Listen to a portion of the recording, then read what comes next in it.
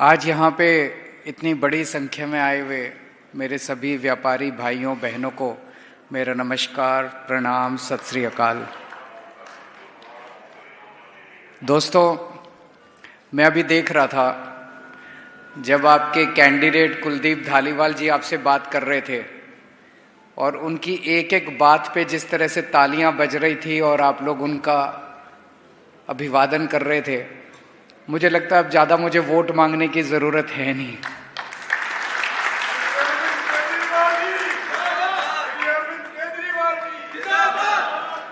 हमारा जो कैंडिडेट है, हमारा जो यहाँ से कैंडिडेट है, वो एग्जैक्टली आपकी समस्याओं को समझता है और उन समस्याओं का समाधान करने के लिए वो पूरी तरह से कमिटेड है और आप लोगों का उस पे विश्वास है।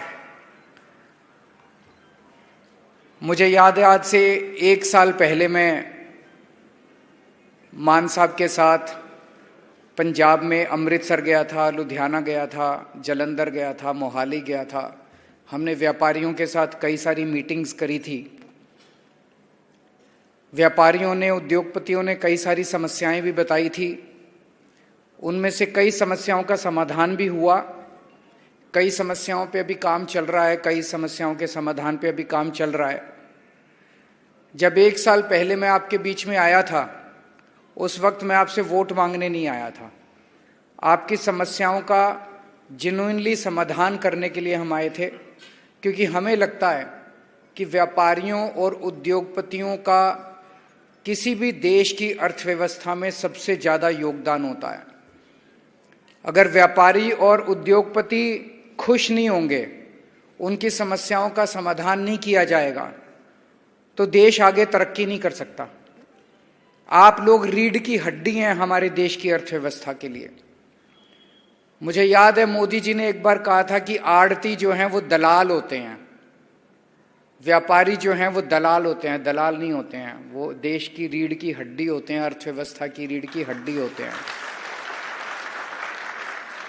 एक तरफ किसान और मजदूर है जो फसल उगाता है, और दूसरी तरफ व्यापारी हैं जो उसको डिस्ट्रीब्यूशन पूरे देश के अंदर डिस्ट्रीब्यूट करते हैं। उद्योगपति हैं जो उसकी प्रोसेसिंग करते हैं आगे।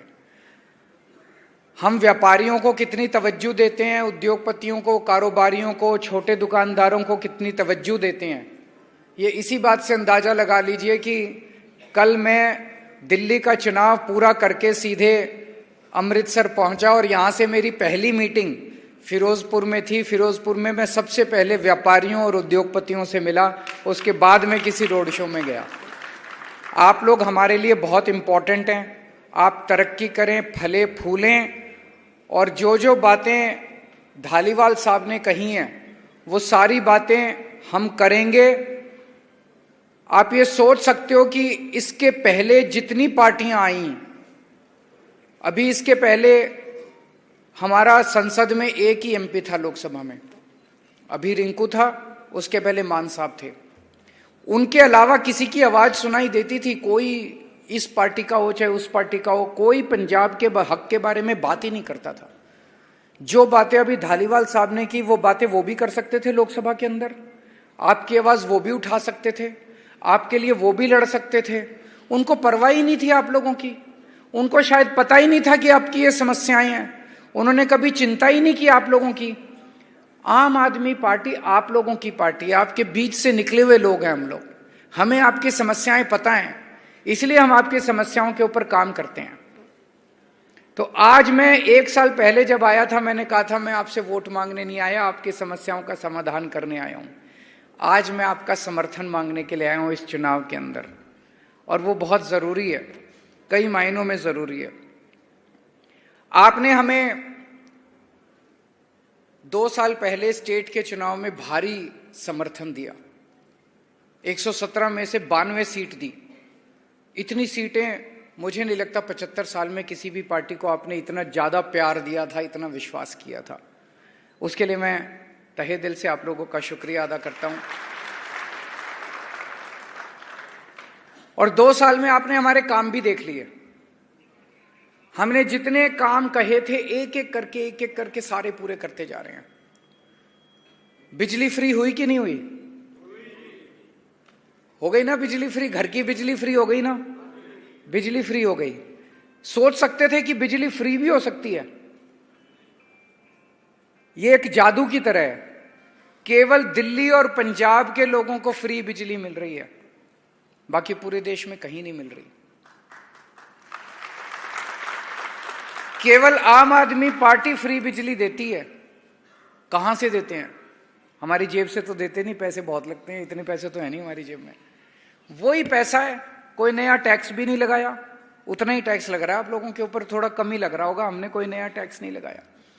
उसी पैसे को बचा बचा के जो पहले पैसा भ्रष्टाचार में चला जाता था, उसी पैसे को बचा बचा के आप लोगों को बिजली फ्री कर दी हम लोगों ने। मोहल्ला क्लिनिक बन रहे हैं नहीं बन रहे हैं? बने कुछ मोहल्ला क्लिनिक अमृतसर, अच्छे हैं कि नहीं है? बढ़िया है कि नहीं है? मोहल्ला क्लिनिक में शानदार मोहल्ला क्लिनिक, फ्री दवाइयां मिल रही है, फ्री इलाज मिल रहा है, फ्री टेस्ट हो रहे हैं। और अब सरकारी स्कूल शानदार बनने लगे। सबसे पहला अमृतसर का सरकारी स्कूल मेरे को याद है, स्कूल ऑफ एक्सीलेंस। देखने गए आप लोग? देखा किसी ने? स्कूल ऑफ एक्सीलेंस बना, शानदार सरकारी स्कूल बन रहे हैं पूरे पंजाब के अंदर। शुरू हुआ है अभी, 2 ही साल हुए हैं, 2 साल ज्यादा नहीं होते। 75 साल का जो इन्होंने गंद फैलाया है, 75 साल जो इन्होंने खराब किया है, वो थोड़ा टाइम तो लगेगा उसको ठीक करने में, लेकिन इन 2 साल के अंदर आपको इतना यकीन हो गया होगा कि इन लोगों की नीयत साफ है, अच्छे लोग हैं, ईमानदार लोग हैं, पंजाब की तरक्की करना चाहते हैं। सारी ठीक होगी। 3 साल और अभी बाकी हैं। इन 3 साल में हर मोहल्ले में मोहल्ला क्लिनिक बना देंगे, सारे स्कूल ठीक कर देंगे, और भी जितने वादे थे आपका, पानी का, सीवर का, वाघा बॉर्डर का, सारे काम करेंगे हम लोग। जितने कामों का हम लोगों ने वादा किया है, सारे काम करेंगे।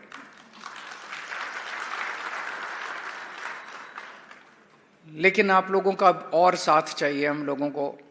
वो होता है ना कि ये दिल मांगे मोर।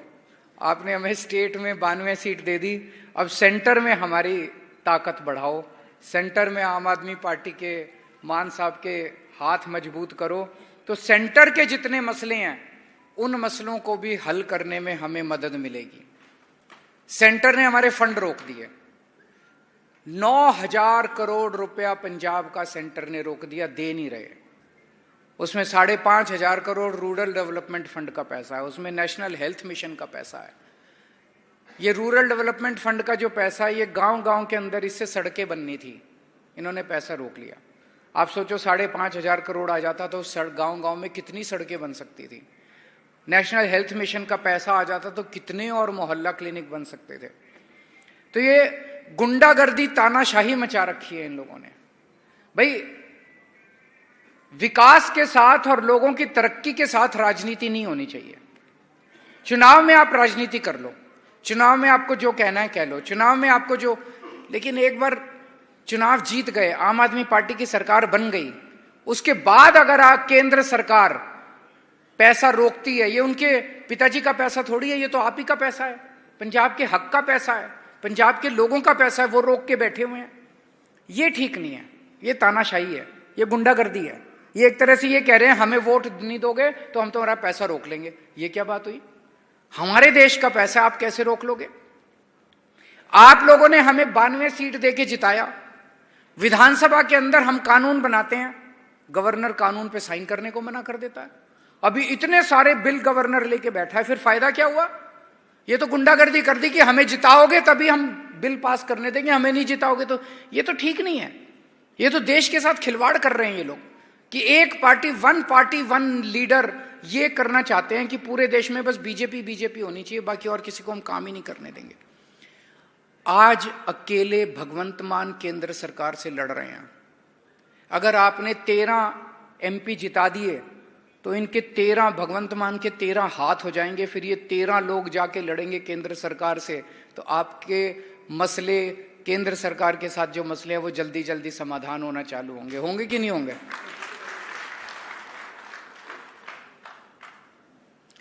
अभी इतनी तानाशाही मचा, इन्होंने मेरे को गिरफ्तार कर लिया, कहते हैं केजरीवाल भ्रष्टाचारी है।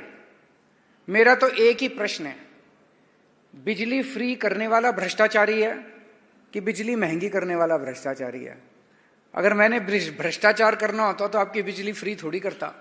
जैसे इन लोगों ने भ्रष्टाचार कर करके सारा पैसा खा गए, मैंने पैसा बचा बचा के दिल्ली में भी बिजली फ्री कर दी, पंजाब में भी बिजली फ्री कर दी, मोहल्ला क्लिनिक खोल दिए, स्कूल खोल दिए, सड़कें बना दी, दिल्ली के अंदर पानी का सीवर का इंतजाम कर दिया।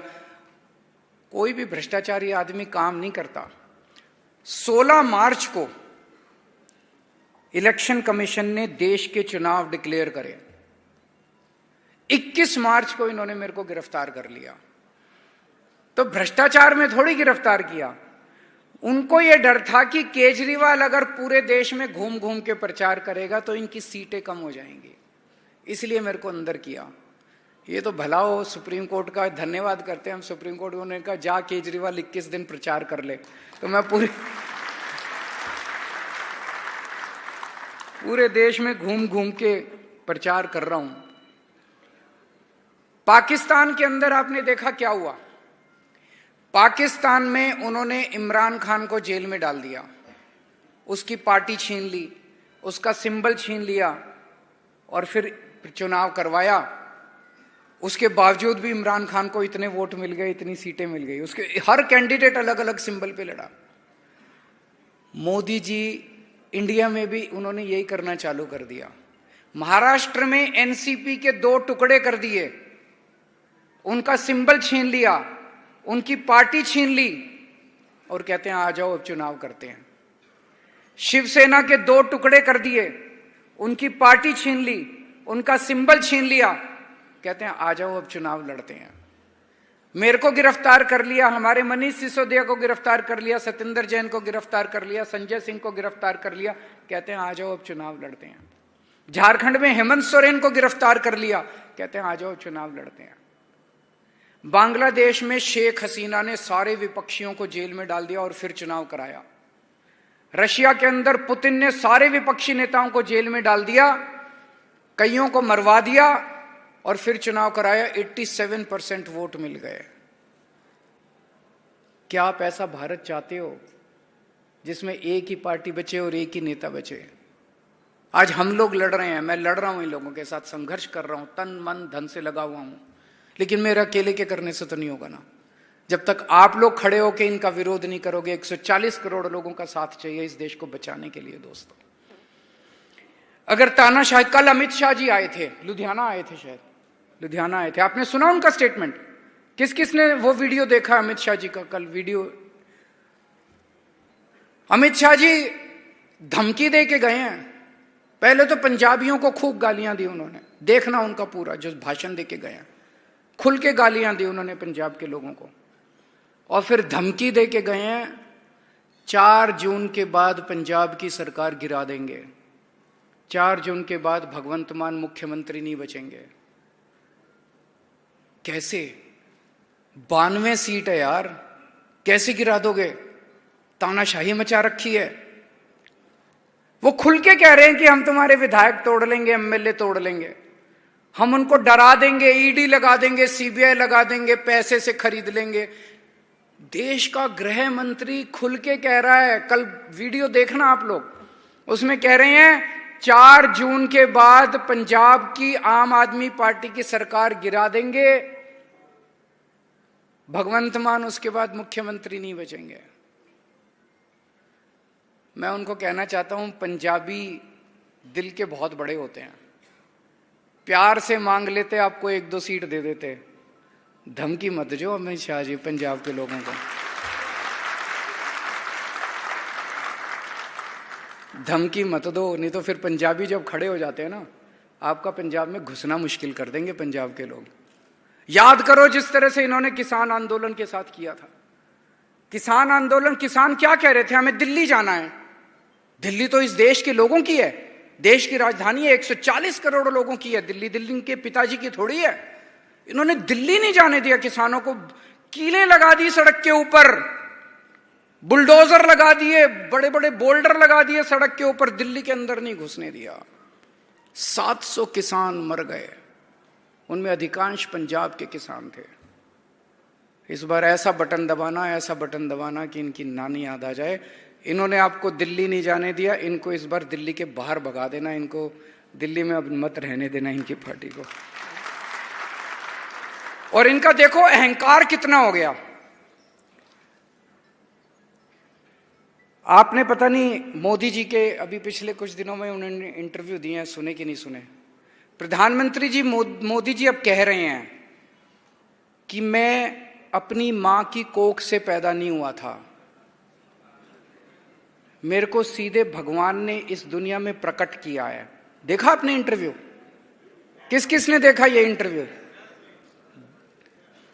मैं तो देख के दंग रह गया, यार ये क्या हो रहा है। मोदी जी कह रहे हैं मैं भगवान का अवतार हूं, खुलेआम सारे इंटरव्यू में कह रहे हैं, एक दो इंटरव्यू में नहीं, सारे इंटरव्यू में वो कह रहे हैं मैं अपनी मां की कोख से पैदा नहीं हुआ था, मेरे को सीधे भगवान ने इस दुनिया में प्रकट किया है, मैं भगवान का अवतार हूं। इनके प्रवक्ता एक संबित पात्रा, थोड़े दिन पहले संबित पात्रा ने कहा भगवान जगन्नाथ मोदी जी के भक्त हैं। जगन्नाथ मतलब जगत के नाथ, जगत के नाथ मतलब इस सृष्टि के नाथ, ब्रह्मांड के नाथ।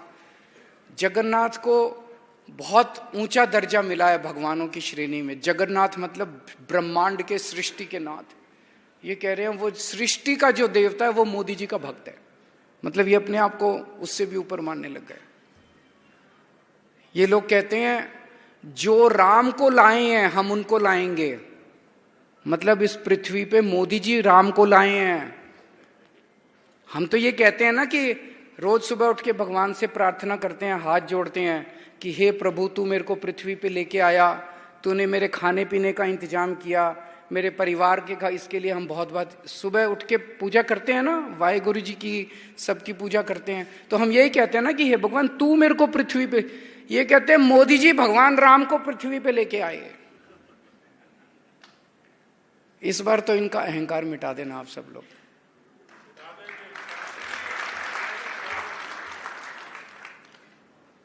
और एक और चीज है, ये जो बार बार बोल रहे थे 400 पार 400 पार, हमें 400 सीट चाहिए, 400 से। हमने पूछा क्यों चाहिए? बोले जी मोदी जी कुछ बड़ा काम करना चाहते हैं। हमने कहा क्या बड़ा काम करना चाहते हैं? तो पता चला रिजर्वेशन खत्म करना चाहते हैं, बाबा साहब अम्बेडकर का संविधान खत्म करना चाहते हैं।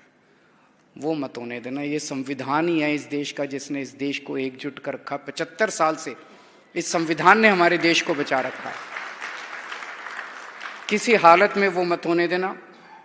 और लोग बहुत नाराज हैं। मैं जेल से छूटने के बाद में पूरे देश में गया हूँ, लखनऊ गया, मैं जमशेदपुर गया, मैं कुरुक्षेत्र गया, हरियाणा गया, महाराष्ट्र गया, बॉम्बे गया, भिवंडी गया, कई जगह होके आ रहा हूँ। लोगों में बहुत गुस्सा है, इतनी महंगाई हो गई, इतनी बेरोजगारी हो गई, लोगों के घर का खर्चा नहीं चल रहा, घर में बच्चे बेरोजगार बैठे हैं, उनके लिए नौकरी नहीं है। और जब वो टीवी की तरफ देखते हैं प्रधानमंत्री जी को बात करते हुए, तो प्रधानमंत्री जी महंगाई की एक भी बात नहीं करते, बेरोजगारी की एक भी बात नहीं करते। प्रधानमंत्री जी क्या कहते हैं? ये इंडिया गठबंधन को वोट दे दिया तो ये तुम्हारी भैंस छीन के ले जाएंगे, तुम्हारी 2 भैंस है तो 1 भैंस ये छीन के ले जाएंगे। प्रधानमंत्री जी कहते हैं ये तुम्हारा मंगलसूत्र छीन के ले जाएंगे, ये तुम्हारे घर की बिजली काट देंगे, ये तुम्हारे घर की, ये क्या है? हमारी तो कोई चिंता ही नहीं है उनको, हमारी समस्याओं की बात करो ना।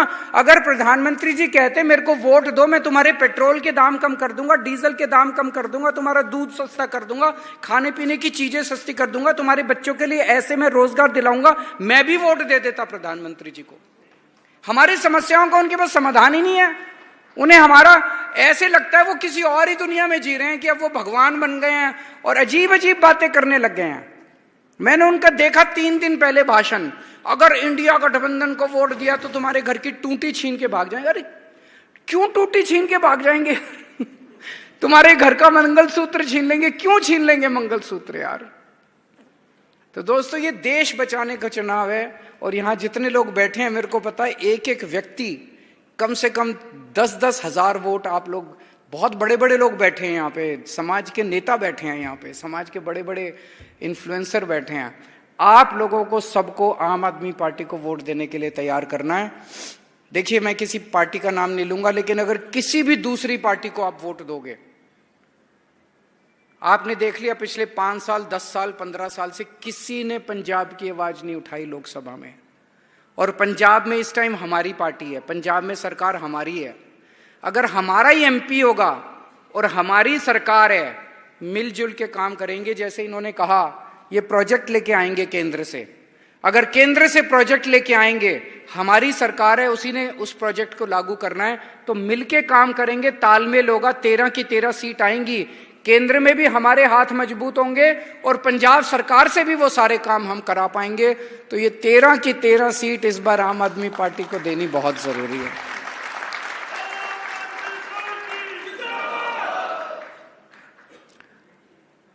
एक साल पहले जब मैं आया था, मैंने आपसे कहा था मैं आपसे कुछ मांगने नहीं आया, आपकी समस्याओं का समाधान करने आया हूं।